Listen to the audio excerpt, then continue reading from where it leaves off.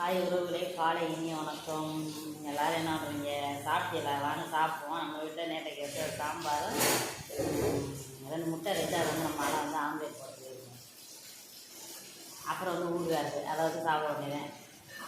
அப்புறம் வந்து ஆம்லேட் போட்டால் ஆம்லேட்டு, உப்புளையில் போட்டால் உப்புலேட்டு.